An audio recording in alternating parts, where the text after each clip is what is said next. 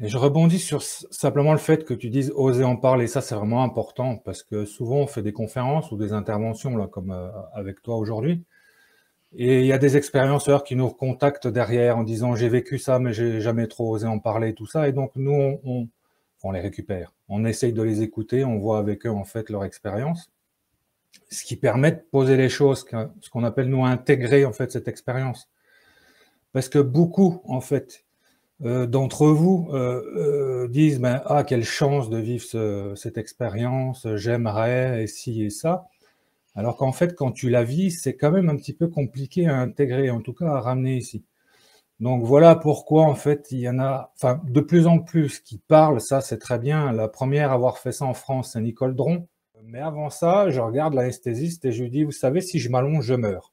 Et là, d'un coup, tout le monde s'arrête. Il me regardait avec un sourire un peu gêné, un peu, voilà, mais bon. Et je m'exécute, en fait, j'écoute ce qu'on me dit de faire, et puis j'ai dis, ma foi, on verra bien. Et là, à ce moment-là, je me rappelle pas d'avoir posé la tête sur la table d'opération. C'est-à-dire que je commence à descendre, et effectivement, comme je le disais depuis 4-5 jours, bah, dès que je descendais, ça me coupait la respiration, je pouvais encore moins en moins respirer. Et d'un coup, en fin de compte, je me suis retrouvé de nouveau assis sur la table d'opération, tu sais, comme si tu sortais un peu comme un zébulon. Et je me rappelle avoir fait ça. C'est une grande inspiration, comme quand tu arrives au-dessus d'une montagne et que tu veux prendre toute l'air qui t'entoure et te remplir les poumons comme ça. Et waouh, et j'ai même les mains, tu vois, qui font ça comme ça. J'ai dit, waouh, quel bonheur, respirer. Rien que déjà ça, c'était un bonheur. Je respire de nouveau profondément. Et puis aucune douleur. Voilà, toutes ces douleurs, malgré les médicaments qu'ils me donnaient, j'avais encore des douleurs, des gènes. Et là, tout disparaît. Tu vois blanc, tu n'as plus de douleur, tu es mort. Voilà. Ces trois trucs-là sont tombés comme ça. Dans ce fameux sas-là, j'ai été accueilli par mon grand-père paternel, qui est décédé en 1984. Et donc mon expérience en 2009. Donc j'arrive là et je me trouve face à mon grand-père paternel. Et là, c'est pareil, une joie incroyable de le retrouver, et comment ça va et tout ça. Et je m'empresse de lui raconter tout ce que je suis en train de vivre. C'est génial, c'est enfin voilà, toutes ces choses-là qui viennent et j'ai envie de partager ça avec lui. Et là, à ce moment-là, il me fait, oui, ben, je suis bien d'accord avec toi, c'est formidable, mais t'es pas là pour ça. Et puis, deux, il faut que tu retournes parce que c'est pas le moment. Bonjour à tous et bonjour à toutes et bienvenue sur la chaîne de la spiritualité pour tous. Je suis Marie-Louise, tarologue, et je vous propose plusieurs fois par semaine des émissions sur cette chaîne tournées autour, évidemment, de la spiritualité. Aujourd'hui, je reçois un autre expérienceur, c'est Frédéric Medina, qui vient nous partager son expérience de mort imminente qu'il a vécue en 2009. Il y a beaucoup de souvenirs, beaucoup de récits, beaucoup de partages, beaucoup de sincérité dans cette émission. Un grand merci à Frédéric d'avoir joué le jeu, de répondre à beaucoup de mes questions et de répondre franchement en toute sincérité. Vous le verrez, hein, il y a certains sujets abordés. Je pense que vous n'avez pas beaucoup entendu ce genre de réponse.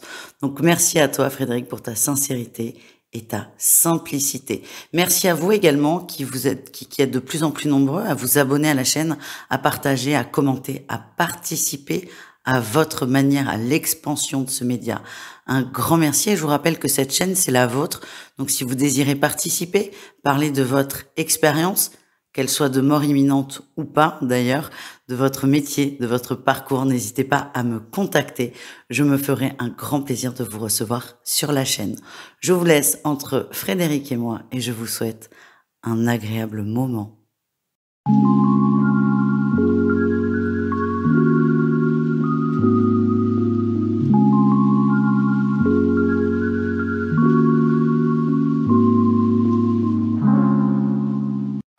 Bonjour Frédéric, un grand merci d'avoir accepté mon invitation sur la chaîne. Avant de commencer à te présenter et à parler de toi, comment vas-tu? Ben, en pleine forme, moi, comme d'habitude. Si je suis là, c'est que je suis bien. Sinon, je suis pas là. Donc voilà. Alors généralement, ben, je suis quand même assez souvent là. Donc non, non, ça va très bien, moi, sur tous les plans. C'est OK, c'est nickel. Bon, eh ben c'est parfait. Donc ça promet une interview intéressante. Alors Frédéric, certains te connaissent. Tu fais partie de ces personnes qui ont vécu des expériences de mort imminente et Oui. surtout qui ont pris la parole par rapport à ces phénomènes, parce qu'on le sait maintenant, vous êtes très très très nombreux à vivre ces états modifiés de conscience. Certains vont parler de ça. Et malheureusement, c'est difficile d'en parler. Et toi, tu fais partie de ceux qui ont osé dire si j'en ai fait une et qui ont osé partager leur expérience. Alors, quand est-ce que tu as fait ton EMI? Alors, bah, moi, je l'ai fait en 2009 et je rebondis sur simplement le fait que tu dises oser en parler. Ça, c'est vraiment important parce que souvent, on fait des conférences ou des interventions, là, comme avec toi aujourd'hui. Et il y a des expérienceurs qui nous recontactent derrière en disant j'ai vécu ça, mais j'ai jamais trop osé en parler, tout ça. Et donc, nous, on les récupère. On essaye de les écouter, on voit avec eux, en fait, leur expérience. Ce qui permet de poser les choses, ce qu'on appelle, nous, intégrer, en fait, cette expérience. Parce que beaucoup, en fait, d'entre vous disent ben, ah, quelle chance de vivre cette expérience, j'aimerais, et ci et ça. Alors qu'en fait, quand tu la vis, c'est quand même un petit peu compliqué à intégrer, en tout cas à ramener ici. Donc voilà pourquoi, en fait, il y en a, enfin, de plus en plus qui parlent, ça c'est très bien. La première à avoir fait ça en France, c'est Nicole Dron. J'aime bien parler d'elle parce que c'est ma petite sœur, je suis son grand frère. Enfin, c'est comme ça qu'on se connecte en fait ensemble. Et quelque part, parler en fait, on peut pas faire autre chose que d'en parler. C'est pour ça que tous les gens qui auraient vécu cette expérience de mort imminente, qui seraient derrière l'écran là maintenant, et qui n'auraient jamais parlé, en fait, ça doit être, j'ai pas peur du mot, ça doit être terrible à vivre en fait. Parce que du coup, il faut vraiment pouvoir lâcher cette expérience-là, mais on hésite parce que forcément, on va avoir tous tendance à dire si je parle de tout ça, on va me prendre pour un dingue. Et c'est pas ce que je suis, mais j'ai vécu ça, je sais pas mettre des mots dessus, je sais pas comprendre pourquoi j'ai vécu ça. Moi, ça m'a rassuré de savoir que j'étais pas le seul à le vivre, tu vois, par exemple. C'est vraiment Mmh. important pour se dire bon, qu'est-ce qui se passe, voilà. Et, euh, et tout ça, en fait, voilà, moi, c'est pour ça que je suis avec toi là aujourd'hui. Alors, je profite de te remercier aussi de l'invitation, parce que du coup, ben voilà, en fait, c'est une opportunité supplémentaire de pouvoir parler de ce sujet, de pouvoir échanger, de pouvoir, moi, en fait, j'essaie d'apaiser au maximum les gens en m'écoutant cette fameuse peur de la mort qu'on a tous, hein. Enfin, moi, en tout cas, avant cette expérience-là, j'avais qu'une seule peur dans la vie, c'était de mourir.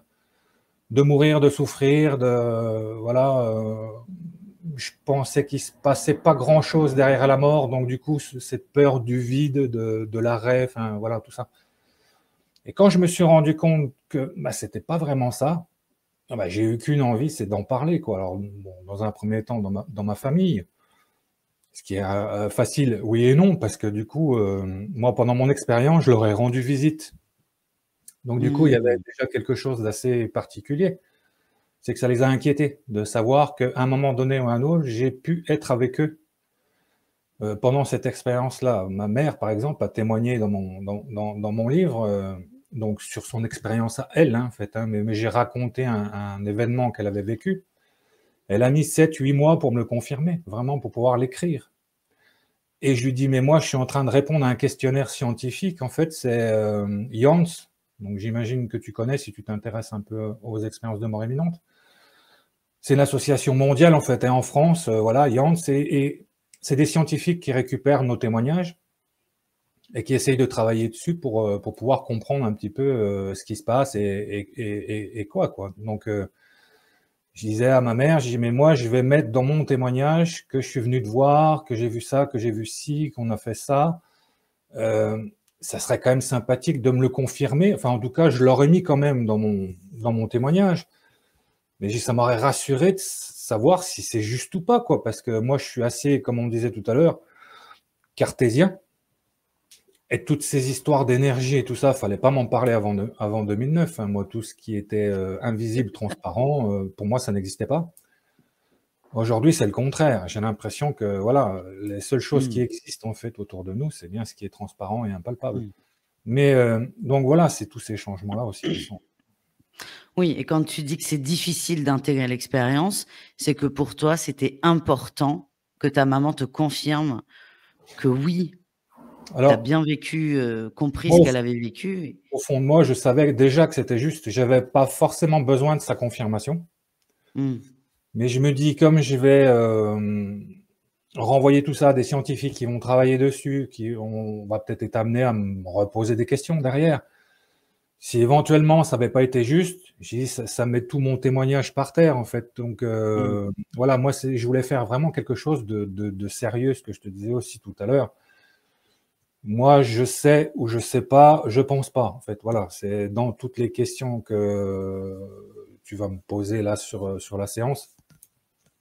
C'est soit je peux répondre, je réponds, soit je sais pas et j'ai pas peur de dire je sais pas, mais je vais pas me mettre à penser, en tout cas. Voilà, J'adore cette phrase. c'est pas possible. Moi, tu sais, souvent je regarde aussi des tas de vidéos, des trucs, voilà, des témoignages aussi. Dès que la personne commence à dire je pense que, voilà, je coupe, je passe à autre chose. Enfin, moi, c'est Mmh. soit, enfin, puis c'est comme ça que j'étais avant, en fait, hein, c'est blanc ou c'est noir, mais il y a pas d'histoire. C'est oui, c'est non. Enfin, voilà. Ouais, On a- mais non, mais j'aime bien. On va passer un super bon moment. Je Alors 2009, pas tout faire pour, hein, mais oui. Donc avant 2009, tu veux pas entendre parler de l'invisible. Pour toi, ça n'existe pas. Et maintenant, aujourd'hui, il n'y a que ça autour de toi. Et ouais, donc, j'imagine que c'est cette EMI qui t'a fait basculer. Euh, j'ai alors pas le toi, si choix. mes souvenirs sont bons, euh, tu souffres énormément. Tu Ouais, souffres. On te diagnostique une grippe intestinale. ouais. Et tu vas nous raconter tout ça parce que alors moi, personnellement, je suis très touchée par la maladie. Mon papa est parti maintenant, m'a été très malade. Et pour moi, là aussi, c'est des choses, il faut en parler, de la souffrance, de la Ouais, ouais. difficulté, parce Bah, que parfois, même on de la évite. mort, simplement, hein. Mmh. Même de la mort, faut pas avoir peur. J'ai fait encore une conférence hier. Les gens restent encore un peu réticents à parler. J'ai dit, bon, ils avaient tous le sourire. J'ai dit, bon, on va parler de la mort pendant 1 heure. Là, Mais après, j'ai une manière, moi, d'appréhender ça et puis d'amener ça assez différent. Et les gens mmh. partent de là, en fait, tranquillisés, oui, enfin, ou en tout cas apaisés par rapport à tout ça. Il faut vraiment en parler, il faut pas avoir peur. Enfin, c'est devenu tabou. Bon, voilà. Je sais pourquoi, mais je ne dirai pas là. Mais Ah oui, non. ça, c'est tabou et ça devrait pas l'être, en fait. Voilà, c'est Mmh. vraiment. Tu sais, j'ai presque un rictus quand tu me parles. Alors, avec ta douleur, forcément, du départ de ton papa. Mais moi, je me dis, waouh, enfin voilà, il a de la chance, il est reparti, quoi. Enfin, j'appréhende plus les deuils comme je les appréhendais avant. Mmh. Euh, j'ai eu enterré ma grand-mère il y a pas longtemps. J'ai choqué presque tout le monde en fait à la veille euh, avant de fermer le cercueil, quoi. Je l'ai trouvée belle, mais je l'ai presque crié. J'ai dit waouh, elle est belle, et ça a gêné beaucoup de personnes en fait. On est venu me dire comment tu peux la trouver belle là aujourd'hui et maintenant. Alors je leur ai dit bah viens la voir. Donc ils l'ont regardée et m'ont dit bah oui effectivement elle est belle. Donc du coup moi je l'ai trouvée belle, je l'ai dit. Mais dans la situation dans laquelle on était, effectivement, c'était peut-être pas le truc à dire. Mais je Mmh. pense que si, parce que du coup, ça a apaisé beaucoup de choses, beaucoup de gens, et voilà. Et, euh, et il faut pas que ça soit tabou tout ça, en fait. Voilà, moi je l'ai trouvée belle et j'ai eu envie de le dire. Je sais qu'elle l'a entendu et qu'elle en était ravie, et puis voilà, enfin c'est comme ça. Et j'étais Mmh. content pour elle, parce que ça faisait un petit moment aussi qu'elle souffrait, qu'elle n'était pas complètement présente avec nous et tout ça. Et je me dis là où elle est mieux. Alors oui, il y a la souffrance, oui, il y a toutes ces choses-là qui sont. Mais je me dis, c'est tellement du bonheur de l'autre côté que voilà, laissez partir les gens, en fait. Enfin voilà, Mmh. si c'est le temps, si c'est le. Voilà. Et, euh, et tout ça, c'est tabou, malheureusement. Donc, Mais je comprends cette réflexion parce que c'est marrant. Nous, on l'a eu avec papa. Papa était très malade. Et quand il est décédé, on a toutes eu cette réflexion. On est 4 filles et une maman. Il est bien et c'est très marrant parce qu'il avait une plaie sur la lèvre parce qu'il marquait énormément et il y avait plus la plaie. Pourtant, il n'avait pas été maquillé Et là, on a eu cette réflexion, il est bien, il est détendu Ouais, et c'est important et c'est bien que tu en parles parce qu'effectivement, on a peur de voir, des gens décédés, on a ouais. peur, d'être confronté à ça. Moi, je sais que j'ai pas touché mon père parce que ma grande sœur m'avait dit: «Tu vas être choqué du froid», donc je l'ai écouté mais on a peur, tu vois? Beaucoup d'a priori et nous, on a eu cette réflexion, il est détendu, il est apaisé et c'est vrai que ça fait du bien, au moins à ceux qui restent. Et tu regardes, enfin voilà, donc pour l'avoir vécu, le visage se détend. Alors, Mmh. on va dire, bah, c'est les muscles qui se détendent et tout ça, mais ça se détend pas, exagérément non plus. Ça grimace pas, ça se détend. Mmh. Et moi, enfin, je trouve ça beau. Après, on peut développer derrière parce que je vais passer pour quelqu'un de bizarre, mais j'espère Non. qu'en fait, les auditeurs comprennent ce que je suis en train de dire. Mmh. Heu et en trouvant ça beau, en fait, bah, tu le vis différemment aussi, parce que du coup, on n'a pas le choix. La personne est partie. Tu as beau, être triste ce que tu peux, ça le fera pas revenir. Maintenant, si tu cherches toutes des petites choses comme ça positives, bah, ça peut permettre aussi de vivre tout ça, plus sereinement, plus justement, en fait, hein, voilà. Mmh. Et tu vas nous raconter, toi, tout ce que tu as vu. Mais avant de nous parler de ton expérience en elle-même, qu'est-ce qui se passe? Tu tombes malade, Ouais. quelque chose à la base d'assez simple Oui, et une comment grippe, ça se passe? une grippe, le nez pris, la gorge, et puis donc les poumons, en fait, pris, voilà. Donc bon, je traîne un petit peu avec ça, on prend des efferalgan un peu comme tout le monde et puis voilà, par ça s'arrange pas. C'est-à-dire que je me sens de plus en plus pris, de plus en plus oppressé et au point même de plus pouvoir m'allonger, en fait et j'étais, obligé de rester, assis parce que si je m'allongeais, ça me coupait la respiration. Donc je vais chez un médecin qui me diagnostique une grippe intestinale, qui me renvoie chez moi avec, bah, des paracétamol, des trucs comme ça, voilà et qui me dit: «Bah, si ça va pas mieux dans 2 3 jours, vous revenez me voir et puis on verra ça, autrement, quoi». Alors que c'était, en fait, avant le week-end de Pâques. Donc je rentre chez moi, je prends mes médicaments, là, mais ça empire et comme c'était le week-end de Pâques, moi je suis resté chez moi. J'ai pas voulu faire déplacer, les urgences et tout ça pour aller à l'hôpital, donc j'ai dit: «Moi, je vais attendre que ce week-end férié passe et puis, j'irai après, de nouveau chez ce médecin». Et donc ça a empiré tout le week-end. J'avais de moins en moins de mal à me reposer, en fait. Je prenais, 1 gramme d'efferalgan, paracétamol, toutes les heures et demie, à peu près. Quand je suis arrivé à l'hôpital en racontant ça, on m'a dit: «Mais monsieur, vous êtes fou, ça aurait pu vous tuer». Rien que ça, en fait, ça aurait pu vous tuer.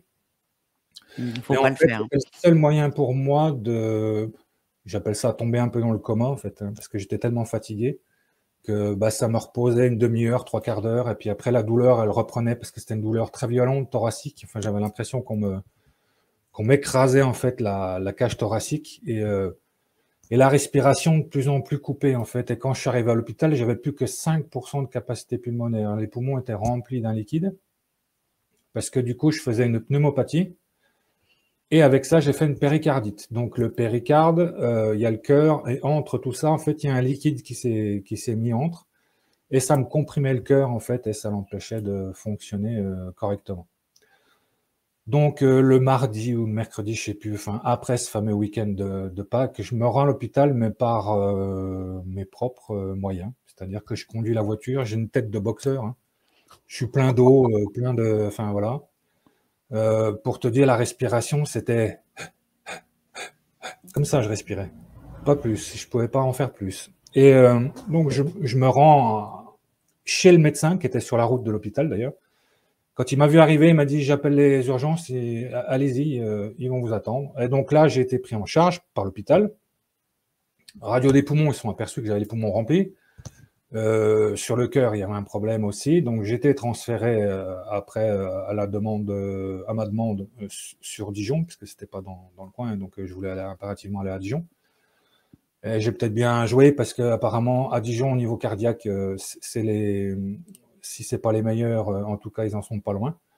Et du coup, j'étais, opéré donc, du péricarde dans la soirée, en fait, à l'hôpital à Dijon. Et alors, bah, la petite anecdote, hein, tu te rappelles, je te disais, j'étais assis tout le temps, donc même alité à l'hôpital, il fallait me mettre des oreillers, des trucs, enfin, je ne pouvais pas m'allonger. Et donc, quand on m'a transféré sur la table d'opération, euh, je me rappelle de l'anesthésiste qui me poussait l'épaule, en fait, pour bah, me faire m'allonger. Et moi, je résistais encore un peu. Et donc, il me disait, mais monsieur, vous inquiétez pas, vous risquez rien, là, c'est une petite opération, c'est bénin, enfin voilà. Il pensait que j'avais peur de me faire opérer ou je ne sais quoi. Et donc tout le monde s'affairait un peu autour de moi et commençait un petit peu, je sentais l'excitation des gens en fait, parce que je restais assis quoi, alors qu'il fallait que je m'allonge. Et au bout d'un moment, je me suis dit, bon bah écoute, t'es ici, tu crains plus rien, allonge-toi. Mais avant ça, je regarde l'anesthésiste et je lui dis, vous savez, si je m'allonge, je meurs. Et là, d'un coup, tout le monde s'arrête. Il me regardait avec un sourire un peu gêné, un peu voilà, mais bon, je m'exécute en fait, j'écoute ce qu'on me dit de faire et puis j'ai ma foi, on verra bien. Et là, à ce moment-là, je me rappelle pas d'avoir posé la tête sur la table d'opération. C'est-à-dire que je commence à descendre et effectivement, comme je le disais depuis 4 5 jours, bah, dès que je descendais, ça me coupait la respiration, je pouvais encore moins en moins respirer. Et d'un coup, en fin de compte, je me suis retrouvé de nouveau assis sur la table d'opération, tu sais, comme si tu sortais un peu comme un zébulon. Et je me rappelle avoir fait ça. C'est une grande inspiration, comme quand tu arrives au-dessus d'une montagne et que tu veux prendre toute l'air qui t'entoure et te remplir les poumons comme ça. Et waouh, et j'ai même les mains, tu vois, qui font ça comme ça. J'ai dit, waouh, quel bonheur, respirer. Rien que déjà ça, c'était un bonheur. Je respire de nouveau profondément. Et puis aucune douleur. Voilà, toutes ces douleurs, malgré les médicaments qu'ils me donnaient, j'avais encore des douleurs, des gènes. Et là, tout disparaît. Mais vraiment, et j'ai même dans ma tête en me disant, oh, bouge pas, reste comme ça, parce que là, du coup, t'es bien. Enfin, t'as plus mal, tu respires. Donc, peut-être que c'est la position que t'as qui fait que ça va mieux. Et donc, j'ai même ce truc rigolo de me dire, voilà, bouge plus, là, on est bien. Et immédiatement après ça, je me rends compte, en fin de compte, que bah, tout est blanc. Devant moi, en fait. Donc, j'ai conscience que je suis assis sur cette table d'opération, mais tout mon environnement est blanc. Et je secoue encore même les bras devant moi, en fait. Je sens que j'ai des mains, des bras. Je sens même le filet d'air courir entre mes doigts. C'est ça qui me formait de nouveau, en fait. Je pouvais avoir, je sentais cette petite limite, en fait, très subtile entre moi et rien, en fait. Enfin, ou tout. J'ai vraiment on peut dire ça, mais entre ce blanc. Mais j'étais blanc aussi. Enfin, je ne voyais pas mes mains. Enfin, tout était blanc. J'avais juste conscience que j'étais assis sur cette table d'opération. À l'hôpital, voilà. Par contre, tous les soignants, tout ça, ils faisaient plus partie de mes préoccupations. J'étais vraiment focalisé sur ce bonheur de pouvoir respirer de nouveau, de plus avoir de douleur. Et voilà, donc je reste là-dessus un instant, et après ça, je me dis, c'est comme ça que ça tombe. Hein. Donc c'est pour ça que c'est comme ça que je le ramène. Tu vois blanc, tu n'as plus de douleur, tu es mort. Voilà. Ces 3 trucs-là sont tombés comme ça. Et à ce moment-là, j'ai pas d'inquiétude, j'ai pas de peur, je me laisse vraiment aller dans. C'est tellement le bonheur de pouvoir respirer et de pas avoir de douleur que rien que ça, déjà, ça me suffisait. Rien que ça, j'étais au paradis. Tu vois, enfin, c'est vraiment parce que la séance d'avant, c'était 6 7 jours de souffrance intense, très aiguë. Enfin voilà, j'avais quasiment rien mangé en 5 6 jours. Euh, Rien bu presque, enfin voilà. Donc j'étais dans un état un peu improbable. Et donc derrière ça, je sens ce que j'étais devenu, c'est-à-dire je sens mes jambes, mon corps, tout ça, et je suis assis. Je sens que je fais des cercles, comme ça, horizontaux, euh, de plus en plus rapides et de plus en plus larges. C'est-à-dire qu'au bout d'un moment, ben, je suis plus sur la table, je suis en dehors de la table. Je vois pas la table, hein, mais je sens que je suis plus dessus. Mais je reste à la même hauteur, si tu veux. Et dans cette fameuse salle, qui pour moi jusque-là n'avait encore pas de limite, je tourne de plus en plus vite, de plus en plus vite, de plus en plus large, jusqu'à, en fait, sur ma droite, à venir raser un mur. Donc le premier tour, je rase le mur. Donc il se matérialise un tout petit peu comme je pourrais t'amener à te voir là aujourd'hui. Et le tour suivant, je passe dedans. Et là, je vois en fait l'électricité, j'appelle ça l'électricité de ce mur, enfin la composition de ce mur, enfin les molécules, alors de la peinture, du papier, de la colle qui a collé le papier, enfin voilà, tout ça en fait, et moi ça m'émerveille en fait, je maîtrise pas ce mouvement-là, hein. Mais tout ce que je peux observer en fait, waouh, j'ai toutes les informations en fait, moi je suis quelqu'un de très curieux. Et ça m'a vraiment tout de suite accroché. Et donc, je continue à faire mes tours, donc je sors forcément de ce mur. Et le tour d'après, je passe de l'autre côté. Et de l'autre côté, qu'est-ce que je vois en fait? Je vois une salle de repos. Il y a une table avec des restes d'un dîner, en fait, avec des bouteilles de bon vin, des trucs. Euh, et là, je me fais la réflexion de me dire, ben, même au travail, en fait, les médecins, ils savent se mettre bien, quoi. Parce que je comprends que c'est une salle de repos pour le service, voilà. Et comme c'était le week-end de Pâques et tout ça, enfin, il y avait vraiment On a fait des, la fête. des boîtes de traiteurs, tu vois. Enfin, c'était de la qualité, Hmm. c'est pas voilà, des sandwichs de la machine en bas. Enfin, voilà, c'était vraiment quelque chose. Et je me rappelle donc avoir conscience d'être mort quand même, ne pas être inquiet de tout ça et de me faire cette réflexion-là. Et donc après coup aussi, je me suis dit pourquoi aller dans cette cuisine? Bah, c'est simplement parce que dès que je me suis senti mieux, en fait, je pense que j'ai eu faim. Et j'explique ça comme ça parce qu'il y a un autre expérienceur, peut-être que tu l'as entendu ou pas, mais il disait, tiens, quand il s'est réveillé, il a dit, oh, il faudrait aller au quatrième, à l'hôpital, il faudrait aller au quatrième. La cafetière, en fait, elle coule sur la prise. Et quand on lui demande pourquoi il va se promener autour d'une cafetière, c'est parce qu'il avait envie de boire un café, en fait. Et moi, en fait, j'avais faim. Tu as d'autres qui vont aller visiter. Nicole Dron, par exemple, elle raconte qu'elle a vu ses proches, en fait, attendre dans la salle d'attente à côté. Pourquoi? Parce que c'est une envie qu'elle a eue immédiate d'aller les rassurer, d'aller faire tout un tas de choses, en fait. Et donc là, en fait, on est dans un premier temps, en fait, encore accroché un peu à ce qu'on peut être ici, à ce qui peut nous intéresser ici. Mais immédiatement après, ça s'est pas compliqué ni aggravé, mais en tout cas, ça a changé immédiatement. Dans ma tête, je ne sais pas dire pourquoi aujourd'hui, je me suis demandé si le soleil brillait au-dessus des pyramides au Mexique.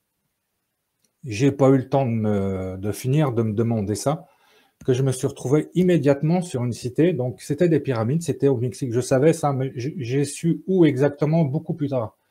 Parce que j'ai regardé un peu tous les sites et tout ça, parce que j'avais pas le nom, enfin, en tout cas, j'ai pas ramené le nom. Mais une amie me disait, bah, regarde un peu tout ce qui se passe sur le Mexique, les pyramides, et tu finiras par retrouver un peu le lieu où tu as été. Et j'ai fini par retrouver, c'est Teotihuacan. Parce que du coup, moi, dans mon souvenir, j'arrive en fait comme un Superman sur une cité, en fait. Donc, au sol, en fait, il y avait une grande ligne noire, comme une piste d'atterrissage. Et puis, donc, une pyramide tout de suite sur la droite. Et moi, j'ai été, en fait, sur la pyramide qui était tout au fond, en fait, tout au bout de ce couloir noir, là, en fait. J'ai pris ça comme une piste d'atterrissage, moi. Et donc, j'ai été m'asseoir sur une marche, en fait, sur le côté de cette pyramide-là, tout au bout. Et arriver comme ça en glissant un peu comme les gosses quand ils s'assoient sur un banc et puis qu'ils glissent jusqu'à la dernière limite avant de tomber. Enfin voilà, c'est un peu comme ça que j'ai fait ça. Et quand je me suis arrêté, donc j'ai regardé au sol, j'ai vu une petite fleur blanche sur laquelle il y avait un papillon blanc. Je l'observe et en fait, à mon arrivée, j'ai dû déplacer de l'air ou je ne sais quoi. Enfin bon, en tout cas, il s'est envolé. Je l'ai suivi en fait du regard, ce qui m'a permis de voir que le soleil en fait brillait bien sur cette pyramide. Ça avait répondu à ma question et ça m'a renvoyé en fait dans cette espèce de sas du départ, là où je te dis tout était blanc. J'avais pas forcément de limite de ressenti, mais voilà, tout est blanc. Donc je me retrouve de nouveau dans ce sas-là. Et là, par contre, euh, quand je me retrouve assis sur la table d'opération, je me sens seul. Voilà. Les médecins, tout ça, les infirmiers, tout le monde avait disparu. Enfin, moi, en tout cas, j'ai pas eu la sensation d'être accompagné de quelqu'un dans cet environnement-là. Par contre, j'aime bien dire ça, à mon retour du Mexique, dans ce fameux sas-là, j'ai été accueilli par mon grand-père paternel, qui est décédé en 1984, et donc mon expérience en 2009. Donc j'arrive là et je me trouve face à mon grand-père paternel, Et là, c'est pareil, une joie incroyable de le retrouver, et comment ça va et tout ça. Et je m'empresse de lui raconter tout ce que je suis en train de vivre, c'est génial, c'est machin. Enfin voilà, toutes ces choses-là qui viennent et j'ai envie de partager ça avec lui. Et là, à ce moment-là, il me fait, oui, ben, je suis bien d'accord avec toi, c'est formidable, mais t'es pas là pour ça. Et puis, deux, il faut que tu retournes parce que c'est pas le moment. Et là, je me rappelle lui dire, non, non, j'avais encore cette espèce de souvenir de douleur, Mmh. de maladie que j'avais là et trucs. Et j'ai dit, mais moi, non, je retourne pas dans ce truc-là, en fait, c'est juste pas possible. Non, non, je reste ici. Et donc, du coup, il insiste un petit peu fortement et dans le sens qui se passe derrière, c'est qu'en fait, il me montre ma vie. Enfin, donc, c'est à ce moment-là que j'ai été amené à revoir ma vie. Certains vont te parler de cinéma ou voilà, de projection de cinéma. Moi, c'était un livre, il l'a posé devant moi. Donc, de ma naissance à 2009, cette fameuse expérience de mort imminente. Donc, du coup, tu ouvres ça et tu te rends compte de quoi, en fait, que toute ta vie est décidée. Et maintenant, qui l'a décidé? Ben, c'est nous, avant de venir. Enfin, voilà, ça, on pourra développer ça si tu veux, mais chaque page, en fait, tu vois en fait un point A, un point B. Ça, c'est ce que tu as décidé de faire. Et puis donc, quand tu feuilletes en fait ta vie, ben, tu observes qu'en fin de compte, des fois, ben, le point A, le point B, tu l'as pas respecté. Il y a plein de ramifications sur les côtés. Donc, on va dire qu'on est à côté de ses pompes et à côté de sa vie. Ouais. Et tu as observé ça. Et du coup, ça faisait moi comme des traits lumineux, d'accord, mais après, je pouvais faire le focus dessus et ces traits lumineux changeaient en images, en sensations, Voilà, moi j'ai revu des choses très, très, très précises, à la seconde près, au millième de seconde près, même voilà. Donc, tu vas observer ça. Et comme tu n'es pas sur le chemin que tu as décidé de prendre, bah forcément, ça amène un jugement. Et donc, j'étais accompagné de mon grand-père avec ce livre. Et face à moi, en fait, qui y avait, en fait, j'ai retrouvé tout un tas de défunts de ma famille, des oncles, des tantes, des grands-parents, des neveux, enfin voilà. Tout un tas de personnes que j'ai eu, donc, comme mon grand-père, un plaisir à retrouver. Et ça fait vraiment, j'aime bien démystifier un peu tout ça, en disant ça fait vraiment le repas du dimanche là chez les grands-parents et tu retrouves les cousins, les frères, voilà, les oncles.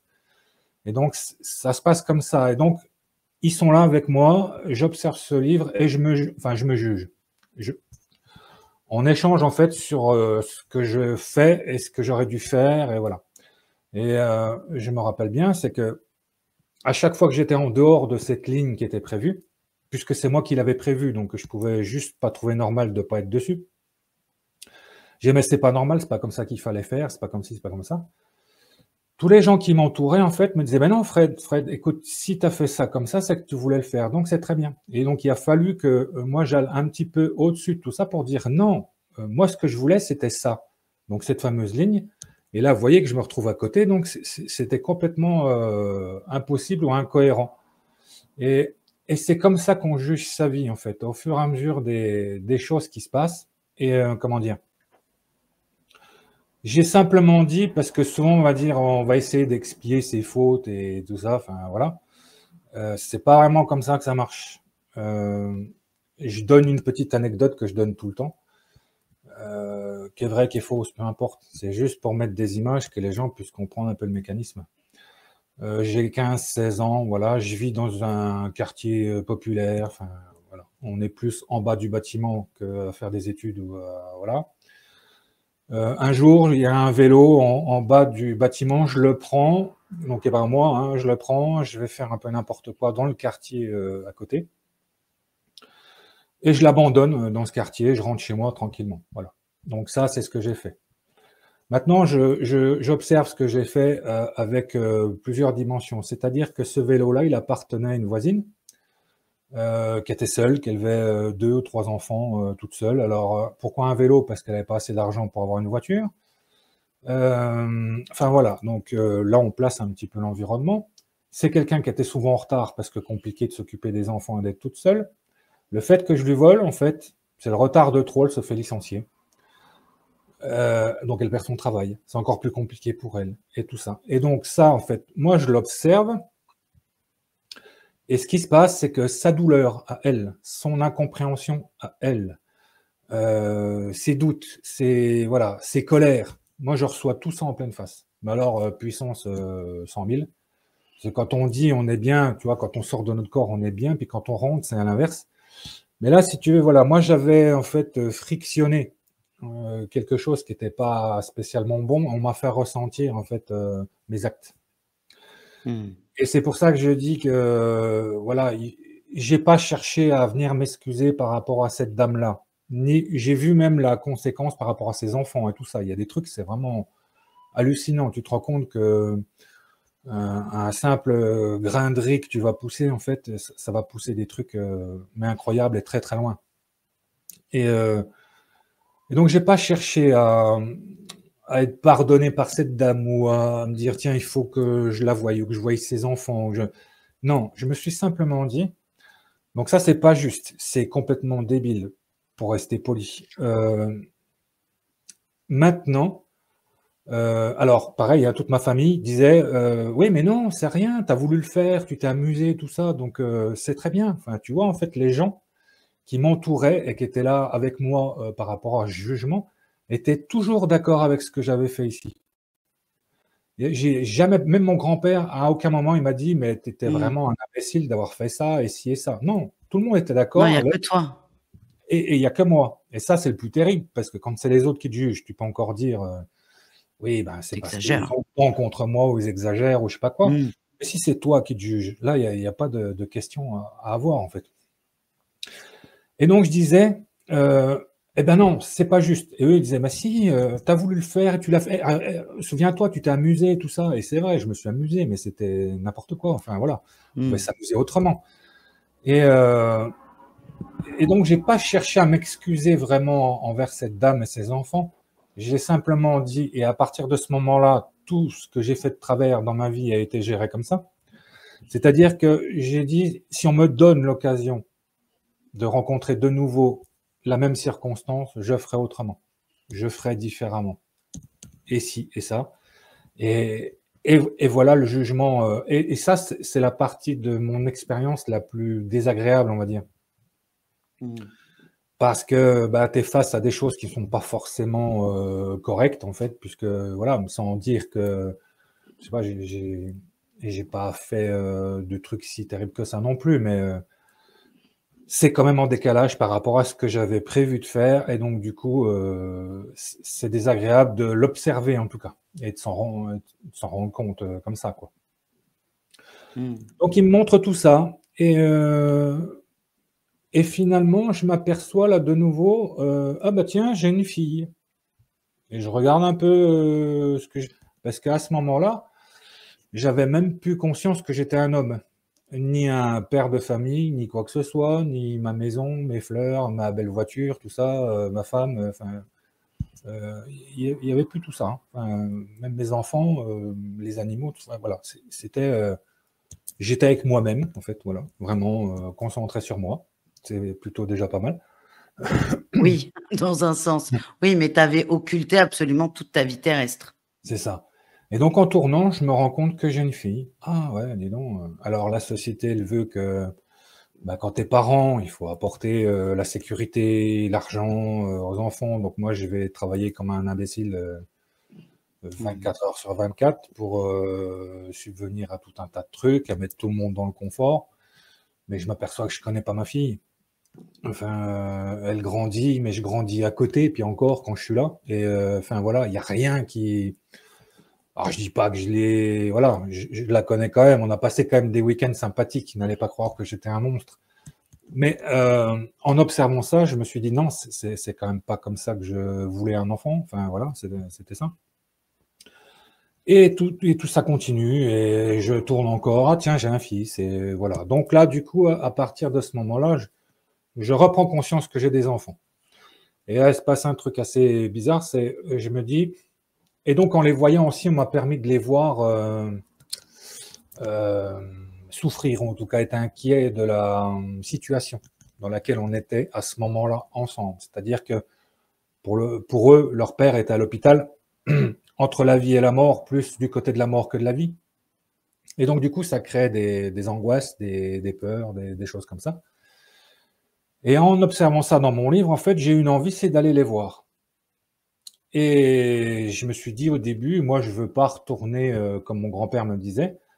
Mais là, ça a changé un petit peu, en fait. Je me suis dit, tiens, ben, du coup, il souffre de cette situation-là, alors que moi, je suis super bien ici. Je peux pas, enfin, quelque part, je veux pas pouvoir profiter de tout ça si je laissais en souffrance en bas. J'ai eu envie d'aller les voir, c'est ce que j'ai fait. Et je me suis retrouvé à la maison, en fait. J'aime bien dire ça, je suis arrivé par les pieds de tomates. En fait, on avait une petite maison et on venait de planter des pieds de tomates, donc c'était des petits trucs qui faisaient 4-5 cm de haut, hein, à peine, donc rien de violent jusque-là. Mais quand je suis arrivé par là, en fait, euh, j'ai passé mes mains dedans, mais en fin de compte, quand je suis arrivé à la maison, ça faisait comme quand je voyais l'intérieur du mur à l'hôpital, c'est-à-dire que je voyais toutes les molécules, toute l'électricité des choses, je les voyais pas comme je peux te voir là aujourd'hui. C'était vraiment l'interaction entre les éléments en fait des choses. Et je passe ma main dans les pieds de tomates et quelque part, je deviens les pieds de tomates, ou en tout cas, je sais lire en fait ce qu'ils sont. Et je m'inquiète pas, je les vois pousser très bien, ils vont donner de bons fruits, tout ça. Donc, et je me fais même la réflexion, t'inquiète pas pour les pieds de tomates. Alors que je suis quand même en situation assez particulière, mais j'arrive quand même à Parce m'inquiéter que, pour 6 pieds de tomates quand même dans le jardin. ouais, Mais mais voilà, c'est pour ça aussi que ça peut paraître particulier à raconter ou à vivre, parce qu'on va aller vraiment chercher nos intérêts, enfin dans un premier temps en tout cas, là où ils sont. mmh, Et voilà, moi c'était les pieds de tomates. Et donc du coup après je rentre dans la maison, et en rentrant dans la maison, ça se matérialise comme je peux être amené à voir là aujourd'hui. En mmh, fait, à table, il y avait donc mes deux enfants et leur mère.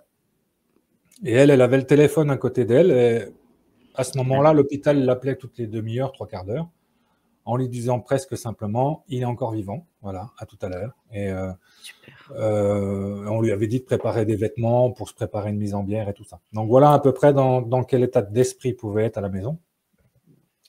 Et moi, j'ai dit donc à ma compagne de l'époque, quand je suis arrivé à la maison, je suis arrivé avec l'orage. Parce que du coup, il y a eu un orage et il y a eu une coupure d'électricité dans la maison. Donc je te laisse imaginer laisser deux gosses en bas âge dans le noir, dans une maison, en plus dans une ambiance un petit peu comme ça. Donc c'était un petit peu mouvementé. Et donc moi, je me place debout comme ça dans la cuisine et je leur dis, mais vous inquiétez pas, il y a des bougies sur le côté avec la gazinière, des allumettes, vous allumez ça, vous mettez ça au milieu de la table, et puis dans un instant, l'électricité va revenir et tout ça, et voilà. Sauf que je dis ça, mais personne ne m'écoute. Bah non. Et, euh, et ça, c'est le truc rigolo, enfin rigolo, je pense qu'elle l'a pris comme elle a dû le prendre, mais si tu veux, la première visite que j'ai eue, c'était donc ma compagne de l'époque. Et avant même de lui dire bonjour ni quoi que ce soit, je lui dis, la prochaine fois que je te parle, va falloir que tu te mettes à m'écouter. Ça, ça m'est resté gravé dans la tête. Mais alors, je te laisse imaginer, elle me regarde, elle ouvre des yeux larges comme ça, Ouais. et elle me dit, mais qu'est-ce qui t'arrive? Et donc là, je lui dis, l'autre soir, je suis venu, quand il y a eu de l'orage, à la maison. Je vous ai dit où étaient les bougies et les allumettes, mais tout le monde s'en fout en fait. Je peux parler, personne m'écoute. Et c'est vraiment. Alors elle me dit, bon, déjà, ça fait 6 jours que tu es là. L'autre soir, t'es pas venu.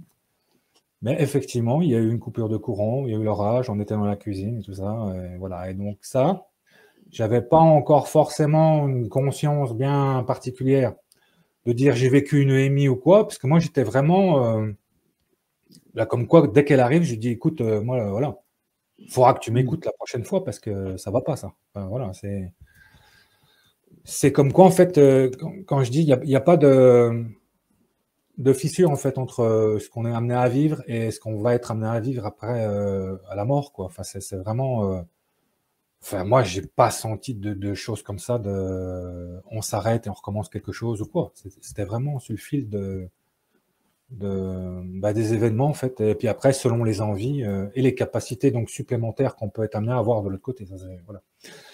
Euh, donc pourquoi je disais ça? Oui, parce que pour la revue de vie, donc du coup à un moment donné aussi, voilà, donc j'ai eu envie de voir mes enfants Pour la petite histoire avec ma mère, c'est différent. C'est elle qui m'a amené à elle. C'est pour ça que je peux me permettre de dire quand quelqu'un est en deuil ou qu'il a perdu quelqu'un de très proche, à partir du moment que c'est que vous parlez de lui, vous pensez à lui, vous l'attirez à vous. D'accord? Alors rien de mauvais en fait, hein, c'est juste son énergie là autour. Vous aurez du mal à l'entendre, sauf si vous avez des capacités médiumniques, mais ça c'est voilà, c'est peut-être pas non plus à la portée de tous, mais en tout cas, il faut savoir que les gens sont autour de vous. Et ils vont vous entendre et ils vont même avoir la lecture de toutes vos pensées, de vos sentiments et tout ça, hein, parce que dans la maison, j'avais toutes les informations que mes enfants et leur mère pouvaient avoir en tête, hein. Vraiment tous les sentiments, toutes les peurs, les angoisses, tout ça. Je pouvais lire là-dedans, en fait, ben, comme dans un livre, ce que j'étais en train de faire d'ailleurs. J'étais en train de lire un livre. Mais donc voilà, ça c'est vraiment important. Et là, c'est à ce moment-là, je sais plus pourquoi je te disais ça. Euh, du coup, je suis un peu perdu là-dessus. Non, l'importance d'avoir ta maman, que Oui, ta maman, quand voilà. Merci. voilà, que la pensée attirait. Donc, en fait, j'étais attiré à elle. C'est pour ça, c'est souvent on me demande. Moi, mes enfants, j'ai voulu aller les voir, d'accord? Ça, Oui, c'est une chose. Ma maman, en fait, j'ai pas voulu aller la voir. Enfin, pas qu'on est fâché ou quoi, hein, mais c'est dans cette expérience-là, c'était pas vraiment une envie première. Sauf qu'elle, j'étais la voir et elle était où? Elle était chez notre médecin traitant. Dans l'entrée de son cabinet, en fait, elle était en train de, pour rester polie, de l'insulter. ouais, Vous êtes des j'imagine assez. incompétents, il est entre la vie et la mort, c'est parce que vous n'avez pas suggéré ça, machin, tout ça. Donc le médecin, il était là et il prenait gentiment en fait les doléances, hein, et, ils savent faire aussi très bien ces trucs-là. Le souci, c'est que c'est pas lui que j'ai vu, il n'était pas en cause, il savait même pas que j'étais à l'hôpital, lui, le pauvre. Et donc moi, je me retrouve derrière ma mère, pareil, et là, je lui dis, écoute, arrête. Alors que tu sois en colère, on le comprend. Mais c'est pas lui qui est en cause, c'est pas lui que j'ai été voir, donc ça sert à rien de te vider comme ça sur lui, quoi. Ça ne sert à rien. Et ben pareil que chez moi en fait. Je lui parle, elle se retourne même pas, elle me répond pas. Donc voilà un peu les voyages qu'on a amené à faire. Et donc quand j'ai raconté ça à ma mère, par contre, après avoir un petit peu intégré cette expérience, hein, ça lui a fait très peur. Voilà. Donc c'est pareil aussi, j'ai pris conscience aussi d'avoir vécu une expérience bah, pour moi magique, hein. Enfin voilà, enfin, j'y retourne quand ils veulent, ça c'est pas le problème. Maintenant, j'avais pas pris conscience que autour de moi, dans l'entourage, des choses comme ça pouvait être amené à faire peur. Moi, ma Mmh. mère m'a dit, voilà, je peux pas comprendre comment tu t'es retrouvé derrière moi à écouter ce que j'étais en train de dire. Et voilà, pour elle, c'était voilà. C'est bah, comme pour moi avant, en fait, hein, tout ce qui est Bah oui, euh, tout ce qui est comment dilué comme ça, c'était pas franchement notre culture. Enfin voilà, on n'a pas. Euh, donc voilà, ça c'est aussi une chose qui est très importante. Et donc il y a certains expérienceurs aussi qui ont peur, enfin d'avoir vécu tout ça. C'est aussi pour ça que tout le monde n'en parle pas. C'est aussi pour ça. Alors après, tu peux entendre aussi des expériences de mort imminente négatives. oui, Donc, après avoir creusé un petit peu tout ça aussi, puisque bon, je suis quelqu'un de cartésien, donc j'aime bien creuser, hein. On a été amené à faire des groupes de parole ensemble, donc il y avait une partie négative quand même sur les expériences. Et c'est pour ça que je dis, moi, la lecture de mon livre, c'était négatif aussi. Maintenant, je suis oui, pas resté là-dessus. J'ai plein de choses aussi que j'ai vécues négativement. Et on s'est rendu compte, en fin de compte, euh, euh, que pour 80% des gens qui ramènent quelque chose de négatif, c'est parce qu'en fait, ils ont bloqué, ils ont verrouillé en fait cette séquence. Et tout le reste, en fait, un peu plus nébuleux, ou en tout cas, pour beaucoup, non, je veux plus en entendre parler, je veux plus voir, je veux plus. Voilà. Donc, enfin, ça peut être une part d'explication, quoi, à tout ça. c'est intéressant parce que c'est un peu comme, dans la vraie vie. C'est-à-dire qu'on peut passer une super journée, il suffit qu'il y ait un petit truc qui aille pas, si on focalise dessus, la journée est Ouais, foutue. ouais, ouais. Mmh. C'est exactement ça, sauf que de l'autre côté, c'est décuplé, quoi. Ouais, c'est ça. C'est-à-dire que le sentiment de joie que tu peux avoir ici, le sentiment de haine que tu peux avoir ici, de l'autre côté, c'est à démonter des montagnes. Mmh. Et c'est fait, puis ça, voilà, donc pour ça qu'on dit aussi qu'il faut aller à la mort sereinement, enfin, sans, Sans avoir peur. sans avoir peur déjà, oui. Et puis sans colère, enfin, Hmm. toutes ces choses-là qui sont, voilà, il faut Ils essayer sont pas d'apaiser au dingos. maximum en fait l'esprit. Hmm. Exactement. Pour, Et donc, cette expérience avec ta maman, c'est oui, cette fameuse expérience que tu avais besoin qu'elle valide ouais. pour les Oui, parce que scientifiques. si tu veux, moi, quand j'ai répondu à Jans, je t'ai dit tout à l'heure, ou je sais pas, je l'ai dit filmé ou pas, ou si c'était en off, Oui, mais j'ai dit, moi, je sais répondre, je sais pas répondre, mais je ne pense pas en fait. Et donc moi, pour moi, au fond de moi, cette histoire-là, elle était juste comme tout le reste.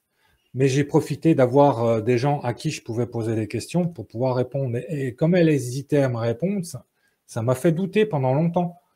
À chaque fois, je me demandais, est-ce que c'est vraiment ça que tu as vécu? Et si et ça, faut pas croire, mais ça m'a retourné dans tous les sens. Il y a beaucoup de gens qui m'ont dit aussi, mais non, traverser un mur, c'est pas possible. Enfin, voilà, toutes oui, ces choses-là. Et je te laisse même imaginer de raconter ça. Enfin, alors de le vivre, oui. c'est déjà une chose, mais alors de le raconter. Hmm. Euh, donc ça, c'était vraiment important. On cherche en fait. Alors, c'est pas qu'on cherche la validation, parce que moi, je me suis rapproché des scientifiques, c'est pas pour qu'ils valident ce que j'ai vécu. Parce qu'à la limite, qui valide ou qui valide pas, voilà, j'ai vécu et c'est à moi, personne ne me l'enlèvera, ça c'est clair. Maintenant, moi, ce qui m'intéresse dans tout ça, c'est pouvoir avoir aussi quand même un peu plus de réponses, enfin, ou en tout cas de choses qui se mettent en place pour pouvoir avancer en fait sur ce truc-là et que tous les gens qui vivent ce truc-là comme moi ne passent pas pour des fous. Moi, mon Oui, médecin, ça en serait. fait, il m'a proposé des anxiolytiques quand même, il faut le savoir. Hmm. Attends, on va en reparler de ça, mais est-ce que tu peux, parce que là, on est encore un peu quand même dans l'expérience. Oui, euh, donc, ton grand-père, alors moi, j'ai noté quelque chose quand même, c'est que tes points de repère, ils sont très matériels, et ça, je trouve ça assez touchant. Le mur, les pieds de tomate, c'est ouais, la terre, c'est la vraie ville, hein. Donc, ouais. t'as des points d'ancrage dans ton expérience qui sont très concrets, alors que tu es dans une expérience qui ne l'est pas, et je trouve que c'est très, très beau. Donc, ton grand-père, il te dit très rapidement, bon, rentre à la maison. Toi, tu n'as pas envie parce que tu Ouais, n'as pas envie de c'est ressouffrir bien. et de mal respirer. Ouais, Donc là, tu as ta revue de vie où tu expérimentes tout ça, ton ancienne compagne où tu lui dis où sont les bougies mais qui t'écoute pas, mmh, ta maman où tu lui dis c'est pas le bon médecin mais qui t'écoute pas, tu ressens la peine de tes enfants, tu prends conscience aussi que on a les choix finalement, le point A, le point B, oui. heu, que Ah, tout est lié. ouais, le choix, en fait, tout est décidé. Les gens n'aiment pas entendre ça, hein, Mmh. mais on a tout décidé. Maintenant, Mais le quand truc tu dis vicieux, «on», c'est ah, tu as décidé pour ta vie, ouais, pour ma c'est ça? vie, tu as décidé pour la tienne et si tu veux, on a décidé de trucs qui sont pas forcément sympathiques, hein, mais Oui. sauf que quand tu es à A et qu'il faut aller à B, il faut y aller et la vie, en fait, va faire que: «Ah bah non, voilà, je vais peut-être passer par là, par c» non, non, c'est tu dois aller à B donc et si B, c'est, je sais pas, la maladie, la séparation, je sais pas quoi, il faut que tu y ailles. Tu auras beau faire ce que tu veux, de toute façon, tu finiras par y aller. Les gens sont d'accord avec ça en disant, ouais, dans la vie, il y a des cycles, en fait, tu saisis pas, mais ça repasse, et ça repasse. Alors, quand c'est des trucs terribles, ça repasse de plus en plus fort, jusqu'à te mettre une bonne claque, en fait, pour que, ben, là, tu peux pas faire autrement que de la saisir, et t'es dessus. Mais c'est vraiment ça. C'est pour ça que je dis aux gens, laissez-vous aller dans tout ça, parce que ce que vous avez décidé va se proposer à vous. Alors, et j'ai envie de dire qu'ici, c'est quand même des choses qui sont pas forcément cool. Voilà, parce qu'on est là un peu pour vivre un peu le truc qui gratte, j'aime bien dire ça comme ça. Mais va les vivre et qu'est-ce que tu en fais après, en fait? Comment tu les as vécus? Comment tu les as appréhendés?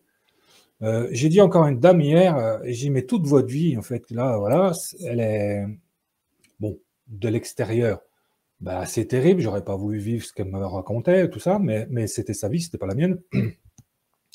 Mais j'ai dit: «Tout ça, c'est votre expérience et c'est votre force». Parce que grâce à ça, maintenant, vous savez tout un tas de choses. Alors, on sait des trucs qui sont pas cool, mais on sait. Et on se pose plus les questions. Et donc, en fait, on est un petit peu là pour ça. C'est vraiment, je prends toujours cet exemple du four dans la cuisine, tu vois, tu vas t'époumoner pendant une journée 50 fois à dire aux gamins, cours pas autour de la table, tu vas te brûler avec le four, nanana, enfin voilà. Tu vas passer ta journée à ça, le soir, le tuyau, il va passer sur le four, il va se brûler. Il passera plus jamais sur le four quand il est chaud. Et c'est même lui après qui va te dire, attention, là c'est chaud, tu vas te brûler. Donc c'est un peu comme ça, moi, que j'ai compris en fait la vie. C'est-à-dire que ce que j'ai dit hier sur cet exemple-là, d'ailleurs, j'ai chopé quelqu'un dans l'assistance et j'ai dit, est-ce qu'un four, ça brûle quand il est chaud? Il m'a dit oui. Voilà. J'ai dit, comment vous savez ça? Donc, elle a cherché un petit Parce peu, que elle m'a j'ai dit, joué. je me suis brûlé. Et ben J'ai voilà. joué, j'ai perdu. Et ben voilà. Et c'est pour ça que je te dis aussi que je pense pas. C'est-à-dire que tous les gens qui sont brûlés, ils savent que ça brûle. Voilà. Ceux qui pensent que ça brûle, bon, ils vont peut-être pas tarder d'aller se brûler pour être sûr. Mais tu vois, enfin, je sais pas, c'est peut-être pas si important que ça à développer, mais c'est vraiment comme ça que je suis. Il faut vraiment aller dans l'expérience. Et quand je suis dans l'expérience, là, je comprends les choses. Et après, bah, qu'est-ce que j'en fais? Voilà. Est-ce que je me rabats sur moi-même en pleurant? Ce que je peux faire aussi, et j'ai le droit, hein. Mais après, est-ce que j'aurais pas meilleur temps de transformer tout ça en force pour pouvoir avancer ou même aider les autres, hein? Parce que du coup, ton expérience aussi te permet d'aider les autres. C'est pas non plus que pour soi ou que pour voilà les gens. Souvent, je dis mais occupez de vous en fait, c'est déjà bien parce que c'est déjà compliqué à faire. Oui, mais les autres en fait, si vous êtes bien, ils vont profiter aussi parce que vous allez forcément rayonner des trucs que les autres vont saisir.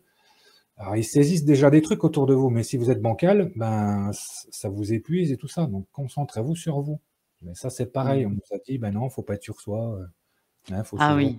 oui, c'est tous les dogmes, tout notre héritage judéo-chrétien, qui Ah vole en oui, éclats.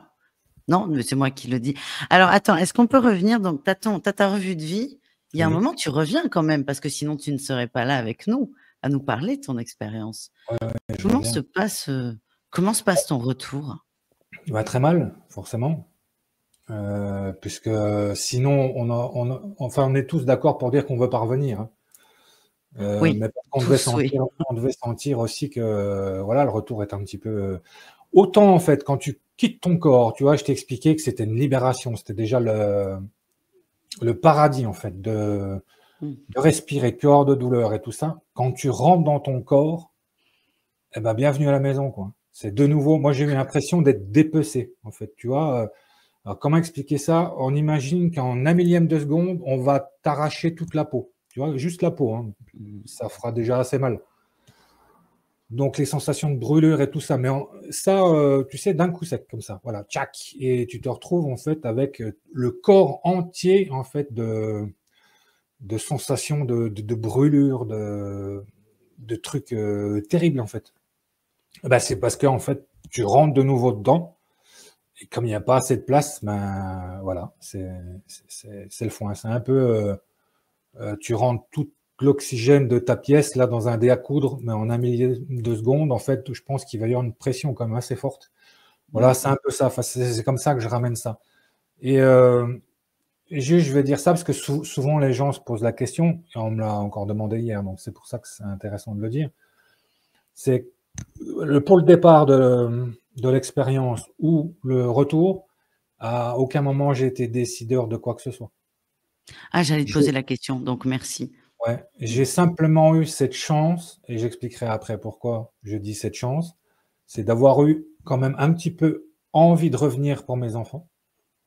Mmh. Et là maintenant je mets des, voilà, tu vois, je mets un petit peu envie, enfin voilà, c'est vraiment, mais c'est pas parce que j'ai eu envie de revenir pour mes enfants que je suis là aujourd'hui.